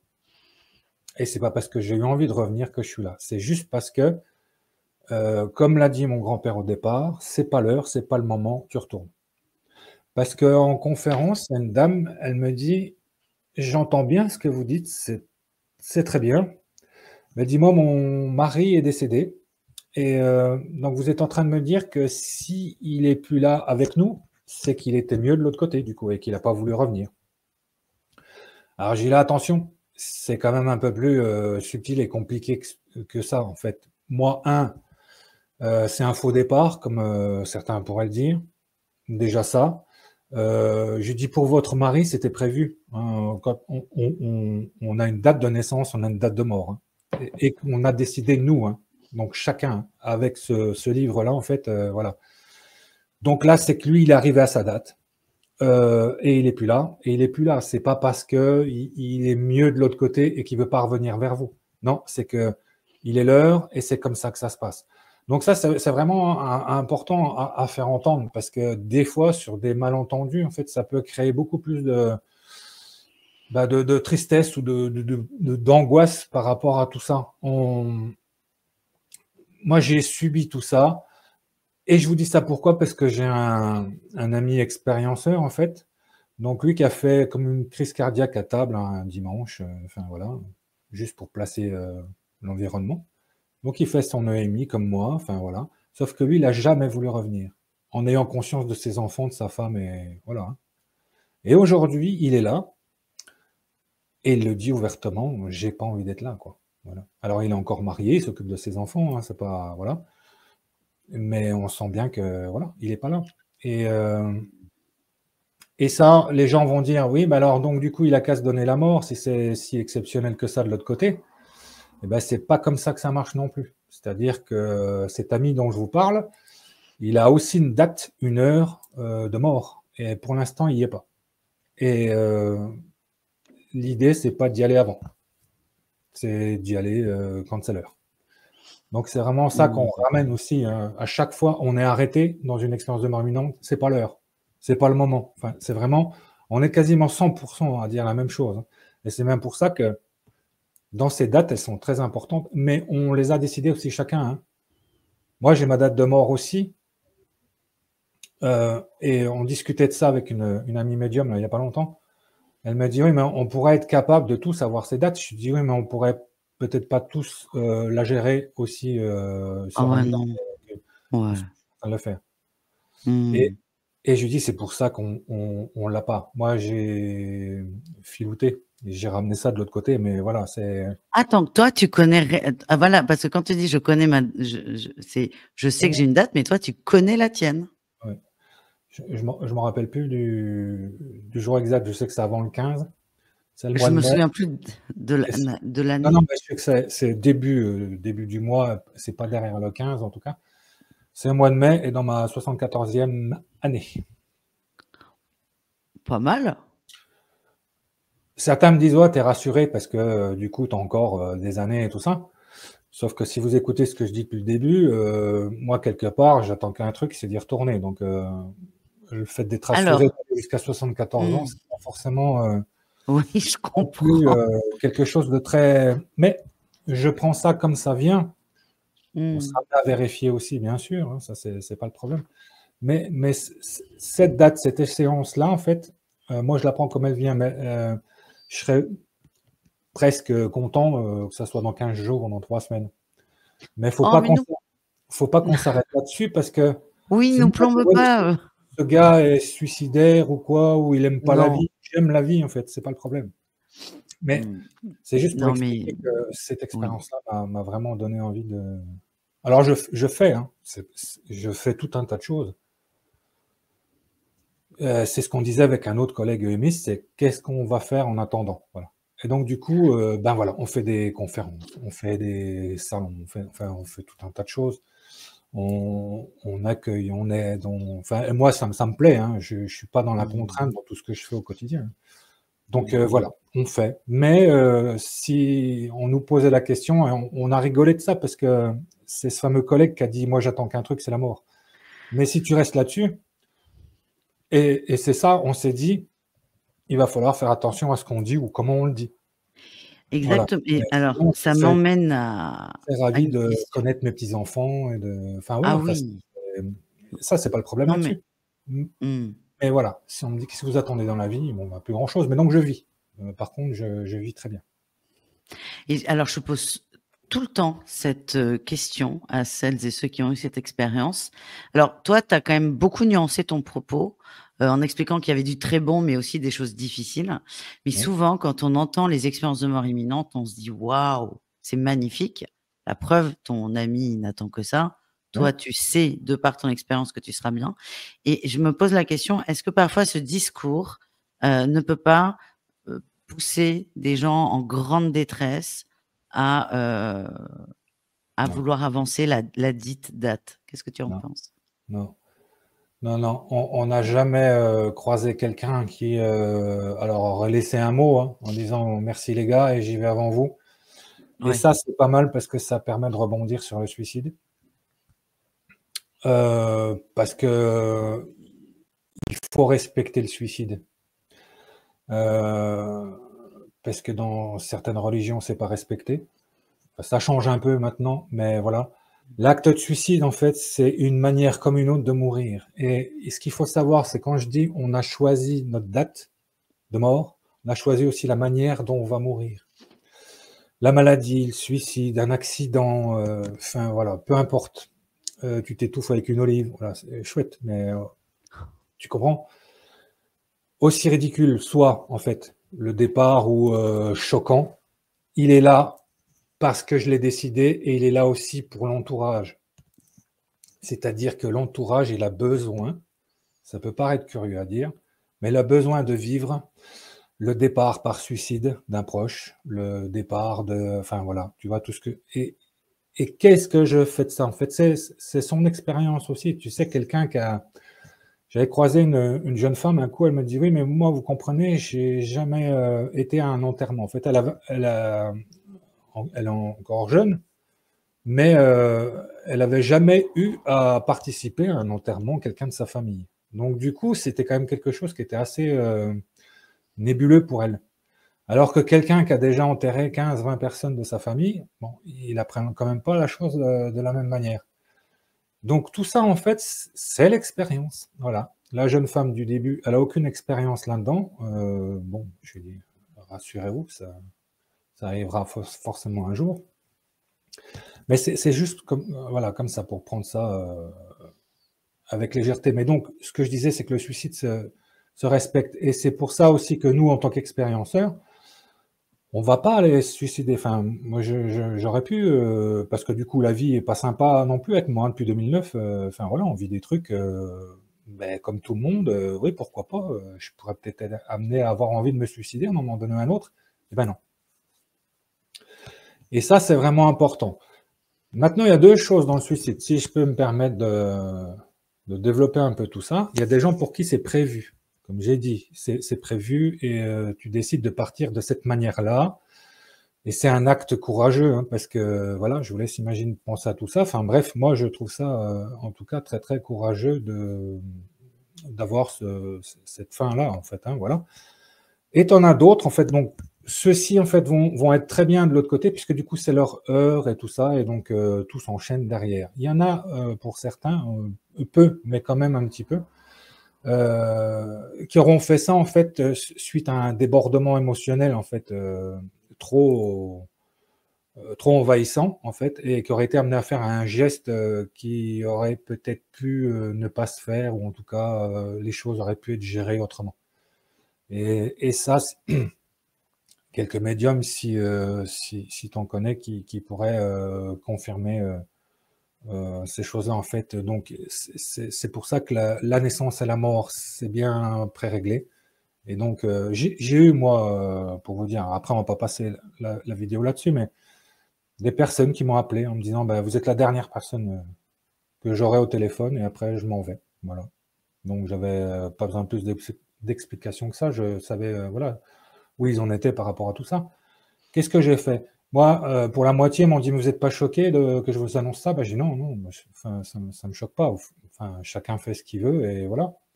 Mais j'ai dit: «Maintenant, on va essayer de réfléchir à savoir si c'est vraiment ce que vous voulez faire au fond de vous, ou si c'est, ben, le fait d'être, là, séparés, de votre, copine, de votre copain, ou, d'avoir perdu votre boulot, qui fait que Mmh. vous saturez et tout ça». Et pour les plus longs, on a discuté presque 2 heures et demie, 3 heures. Tous les gens qui m'ont appelé, en tout cas, par rapport à ça, sont encore là.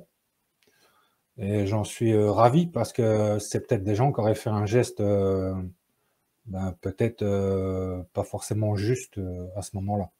C'est vraiment important. Moi, quand je dis vivez ce que vous voulez, comme vous voulez, mais il faut vraiment que ça soit dans le cœur. et te dire, mais ça, j'ai envie de ça, et c'est pas la société ou le système qui va te diriger à avoir des envies ou des choses comme ça. Donc, enfin voilà, je sais plus trop pourquoi je parlais de tout ça, mais Tu parlais, mais c'est très important, tout ce que tu viens de nous raconter, de respecter l'acte de ouais. suicide. Oui, oui, ça se respecte. Moi, je trouve ça courageux, en fait. Voilà. Et Mmh. c'est courageux. Voilà, le C'est vraiment respecter, courageux. sans Parce que, inciter, parce qu'on a bien ouais. compris que c'était pas du tout le cas et Et mais que c'était une façon de partir comme une autre. il faut vraiment que ça soit vraiment un souhait profond, hein.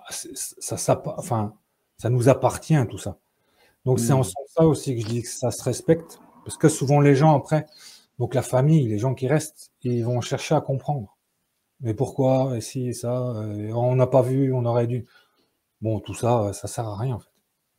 Enfin, faut vraiment, voilà, faut respecter ça comme c'est. Et moi, je trouve ça important. Et il y a tellement de gens qui demandent ce respect de l'autre côté, hein. Enfin, voilà, moi, des fois, j'ai des petites connexions de temps en temps sur des soins. Et, euh, et on sent bien que voilà, la personne essaye de leur dire que non, ça va, c'est OK, c'est OK pour moi. Enfin, Mmh. voilà, il n'y a pas de souci. Et même s'ils ont laissé alors, de l'extérieur plein de choses, je sais pas, des enfants, une femme, oui, mais c'était comme ça, c'est tout. Voilà. Et ceux qui restent, eh ben, ils étaient censés vivre tout ça aussi. Et comme Mmh. ça. Donc, voilà. Oui, après, c'est vrai que nous, avec notre vie terrestre, notre petit cerveau terrestre, parfois ça peut être dur d'accepter. On sent bien que toi, tu as beaucoup de recul grâce tu as eu une expérience, tu Oui, as mis les mains sur le four, donc tu sais que ça brûle, donc tu as eu oui, cette expérience de mort imminente, donc tu as beaucoup de recul sur beaucoup de choses et c'est très, très intéressant de t'écouter et tu as parlé de soins et on va finir sur l'après EMI. On va parler de ce que tu fais aujourd'hui.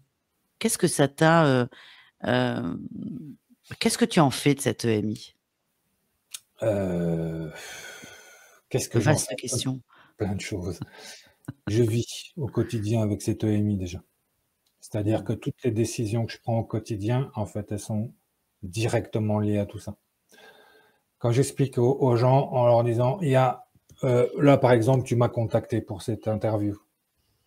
Tu avais pas fini de me raconter si et comment on peut se voir et machin et tout ça». Moi, dans ma tête, ça faisait oui et je suis là. Ça aurait fait non. J'aurais dit: «Bah, voilà, ça va être compliqué, au revoir» et non, non, mais voilà, c'est vraiment et certains vont dire: «Bah, ça fait non, mais je vais faire quand même, parce qu'on m'appelle et on m'appelle que trop rarement, donc du coup, voilà». Non, c'est vraiment la vie, elle est comme ça. Donc je vis avec mon enfin, heu, en interaction avec mon EMI. C'est vraiment ça qui me permet de vivre comme ça aujourd'hui. Et puis donc il y a cette compréhension de l'énergie. Alors au début, il fallait pas me parler de tout ça parce que, bah, comme je l'ai dit ou pas, je suis très cartésien. Ma compagne en fait, de l'époque, elle était numérologue, tarologue, enfin voilà, j'étais pas le dernier à me foutre d'elle en fait, parce que je disais: «Tous tes trucs là, c'est vraiment de l'attrape-nigo et du voilà». Mais comme en sortant de l'hôpital, j'étais pas très bien, elle me dit: «Ouais, je vais te prendre un rendez-vous chez une magnétiseuse en fait et tu verras, elle va peut-être te libérer un peu les trucs» et alors j'ai dit: «Bah, c'est OK, mais moi je paye rien, enfin voilà, ces gens-là, ne servent à rien» et en fin de compte, j'ai été surpris. C'est-à-dire que j'ai été à ce rendez-vous et cette femme, en fait, m'a libéré, de toutes ces oppressions, pressions que j'avais, en fait, suite à cette expérience, qui est très compliquée à gérer quand même. Donc elle a réussi à faire circuler, en fait, tout ce que j'avais, ressenti, reçu, pendant cette expérience et donc ça m'a beaucoup, apaisé. Et au bout d'un moment, elle me dit: «Mais Fred, c'est bien mignon, maintenant que tu es apaisé, bah, tu vas aller magnétiser». Donc là, je lui dis: «Ben non, non, du fait de pouvoir venir te voir, c'est déjà un grand pas. Mais alors de le faire par moi-même, sûrement pas». Et puis en fin de compte, c'est le hasard, c'est voilà, je croise un ami, il avait mal à l'épaule, on rigolait de ça, j'ai dit: «Tiens, je vais t'enlever le truc», et puis je bidouillais et puis, le lendemain, il m'appelle, il me dit: «Bah, dis donc, je sais pas ce que tu as fait, mais j'ai plus mal». Et voilà, donc on va dire de fil en aiguille, en fait, j'ai fini par être, bah, ce qu'on appelle magnétiseur, parce que c'est l'imposition des mains sans toucher, sans rien. Mais je me suis fait un peu par moi-même parce que du coup, cette magnétiseuse, elle m'a m'a expliqué un peu, à prendre un peu le recul, en fait, par rapport à tout ça, donc me protéger un peu de l'autre, en fait, surtout dans le soin. Et puis après, elle me dit, bah, tu verras, ça se mettra en place. Alors, au début, j'avais un peu de mal avec tout ça, parce que je faisais des choses sans trop savoir ce que j'étais en train de faire. Et donc, j'avais créé un blog exprès justement pour que les gens bah, me fassent un retour de leurs problèmes et de ce que j'avais remis en place. Et au fur et à mesure du temps, bah, je me suis construit comme ça. Donc, les sensations que je recevais, j'ai mis des mots, j'ai mis des images dessus. Et puis voilà, maintenant, je fais du soin, voilà, magnétisme. Alors, je peux être amené à avoir des perceptions médium, ce qu'on appelle médium. Donc, du coup, tu as la connexion avec l'au-delà. Là, j'y prends un peu sur les pincettes parce que derrière des vidéos comme la tienne, après, on m'appelle pour me demander des connexions et des choses comme ça. Donc, Ah non. à chaque fois, je transmets. Je connais de très bons médiums, d'abord, tu les connais aussi. Mais, Oui. mais donc, je transmets toujours à ces personnes-là parce qu'elles ont décidé de se focaliser que là-dessus. Voilà. Tu Mmh. pourras pas leur demander de faire des soins, trucs. Et moi, je suis plus en mode soin. J'aime bien apporter le soin et voilà, ça me plaît. Et par contre, les perceptions médium que je peux avoir sont vraiment importantes. Dans le sens, c'est pas que les autres n'ont pas des choses importantes, mais si j'ai quelqu'un émotionnellement, psychologiquement qui est très très très perturbé par un deuil, il va forcément avoir un message pour essayer de Mmh. calmer le jeu, pour lui faire comprendre des choses, pour lui dire quelque chose, pour ci, pour ça. Et après, ça permet à cette personne justement de pouvoir évoluer plus correctement. Donc, je m'appelle le médium thérapeutique, mais c'est vraiment l'ordre de soins du magnétisme. Moi, je suis vraiment Mmh. focalisé sur le magnétisme, quoi, le soin du corps en fait, et bon, ben, plus Ouais. forcément de l'âme et de l'énergie, mais euh, voilà. Donc ça, je fais tout ça. Des fois, on me demande comment vous faites. Alors c'est un peu bateau, mais je dis j'ai une compréhension de l'énergie. Alors ça veut dire quoi? Ça veut rien dire, mais moi je sais Ouais, que tu fais quoi? tout ce qui m'entoure, c'est énergétique, et je sais que si on arrive à rentrer là-dedans, on peut faire des modifications, on peut rééquilibrer, on peut, voilà, j'ai su l'observer puisque je suis aussi cartésien, n'oublions pas. Oui, ça, on Euh, le sent encore un peu, hein. ah oui, non mais je fais très attention à ce que je dis et à ce que je fais, enfin surtout aussi pendant les soins. Même les gens me disent, ah bah c'est curieux chez vous, vous me donnez pas un autre rendez-vous? J'ai dit non, vous avez su m'appeler une fois, vous m'appellerez une deuxième fois si vous avez besoin. Enfin, tu vois, il y a tout un espèce euh, pas une philosophie, mais presque en fait. Voilà, C'est simple avec toi. C'est simple. c'est la vie, elle est Bah simple. ouais, Elle est ouais. simple, la vie, c'est quand on enlève toutes les barrières. En fait, un expérienceur, en fait, il change pas. Il redevient ce qu'il était. Qu'est-ce qu'on était? On était des enfants. Quand tu regardes à 5, 6 ans, en fait, 4, 5 ans, voilà, comment tu évoluais dans le monde.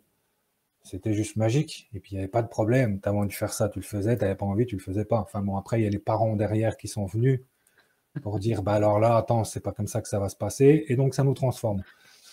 Un expérienceur, c'est un gosse, voilà, qui, bah là, j'ai 50 ans.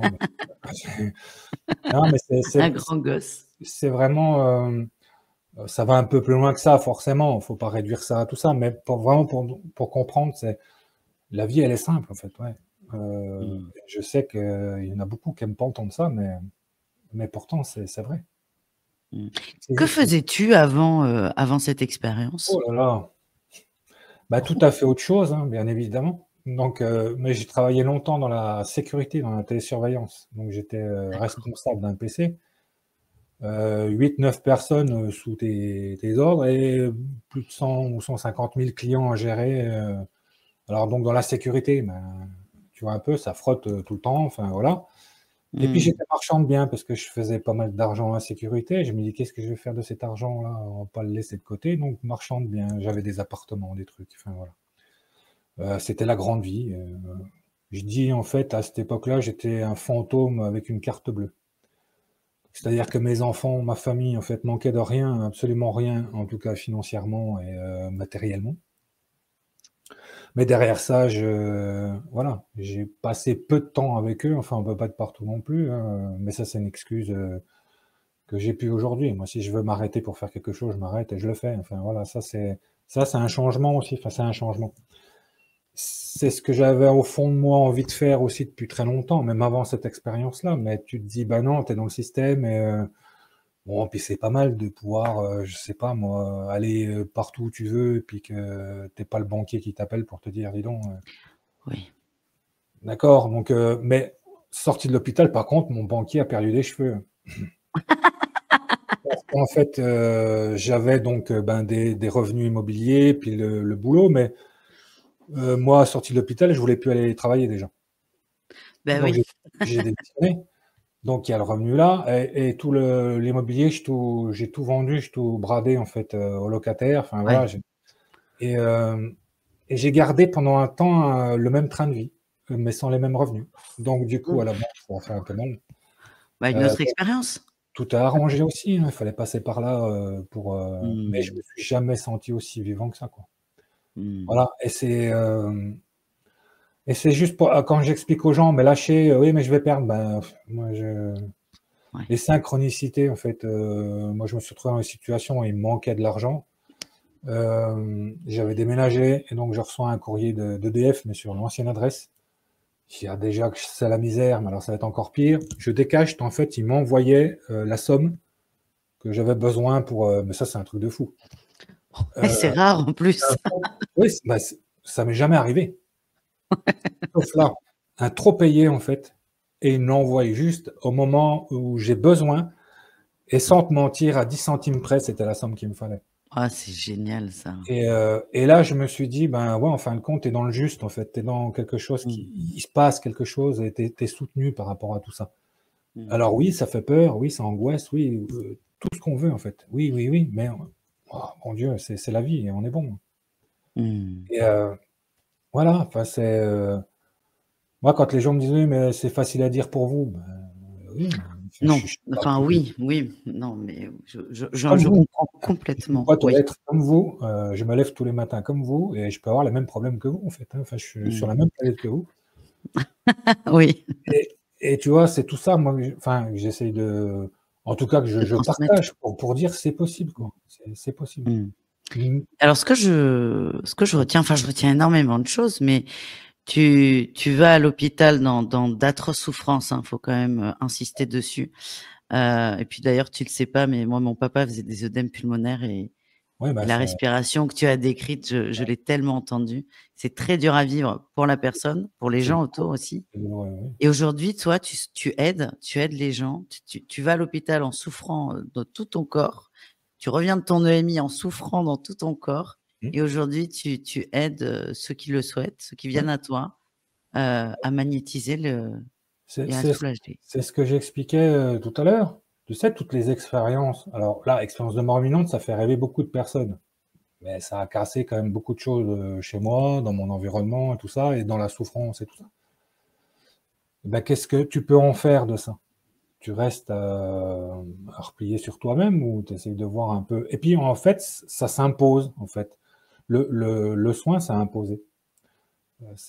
J'ai presque envie de dire, je suis pas là par choix.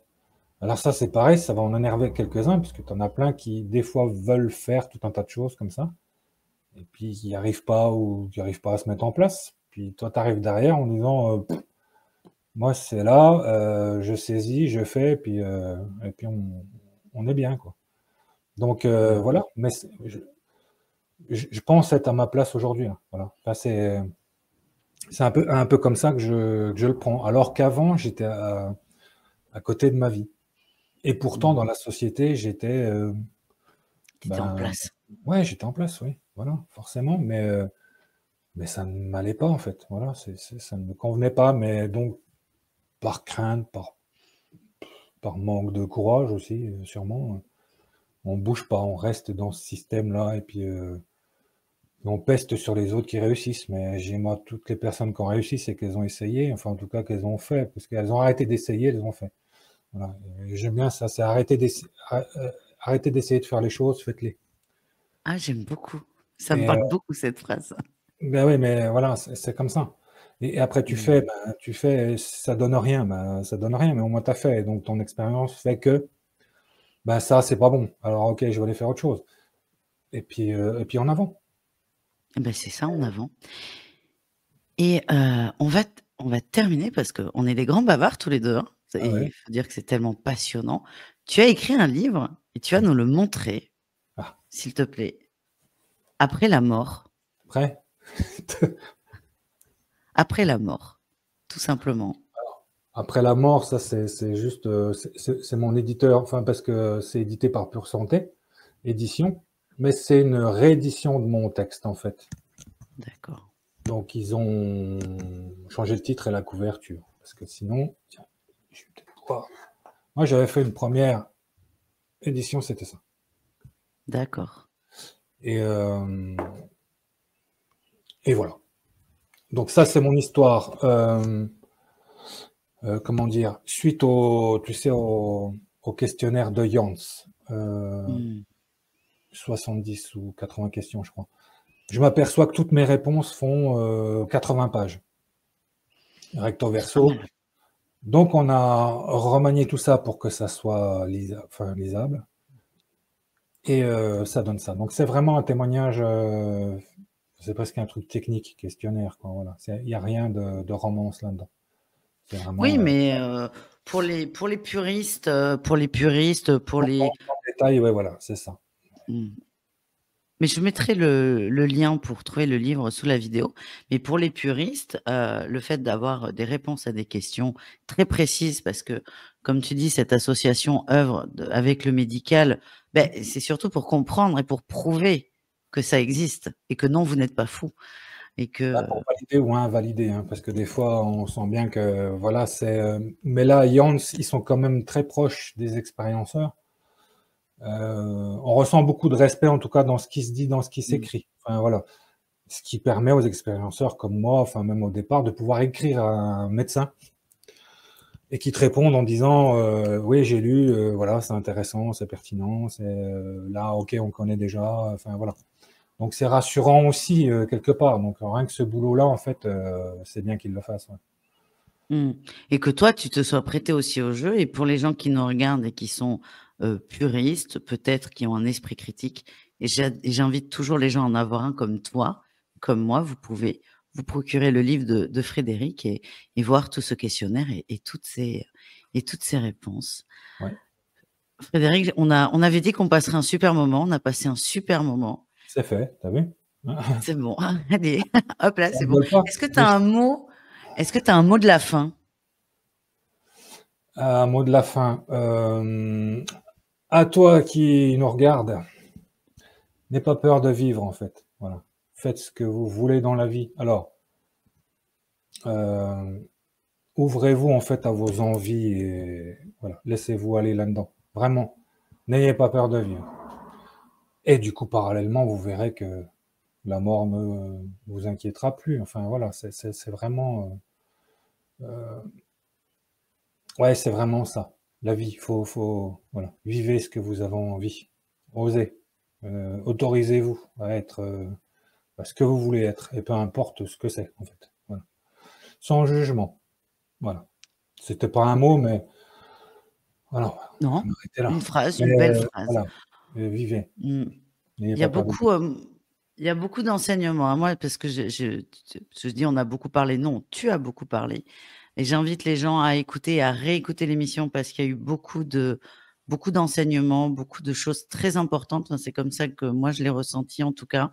Ouais, merci. Merci aussi pour, les propos nuancés et voilà, tes mots sur le suicide aussi étaient très importants et merci infiniment Frédéric pour ce moment Merci et à à toi, très hein. bientôt Merci à j'espère. tout le monde, oui. Merci beaucoup.